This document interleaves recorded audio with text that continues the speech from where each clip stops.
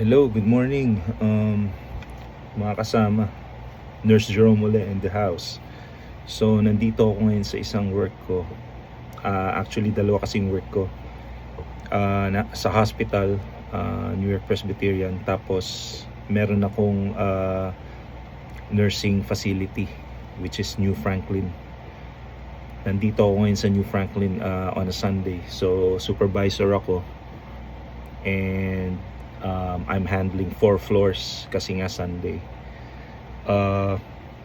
Gusto ko lang mag-react dun sa mga nababasa ko sa social media about sa strike na nangyayari ngayon sa New York. Yung NISNA, no? So member din ako ng NISNA. In fact, ito yung ID ko. Ito yung ID ko ng NISNA. Ayan. Kita nyo. New York State Nurses Association. Yan. Member ako niyan. Yung NISNA, this is the biggest shall we say union ng mga nurses dito sa New York City. And isa sa mga benefits ng NISNA kasi is you know, pag naka 5 years ka sa position mo, let's say sa hospital, eligible ka na sa pension. So meron silang pension plan for nurses.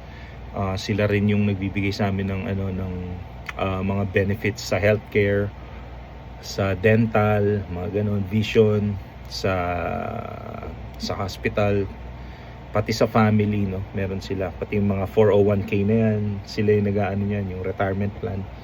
Ngayon, merong strike ngayon yung ibang mga hospitals dito, yung mga ibang malalaking hospitals, gaya ng yung ibang New York Presbyterian. Sa amin kasi, sa Mayo pa yung renewal ng contract namin. So, magbe-base dito sa new contract na pipirmahan ng ibang Presbyterian hospitals, yung magiging contract din namin.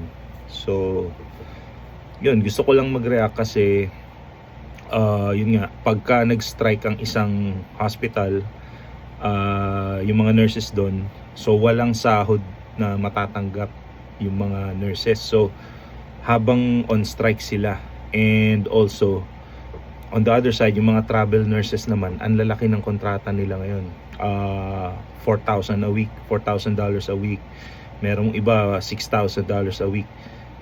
Pero ako as a union member, hindi ako pwedeng sumali nga or maging travel nurse kasi nga against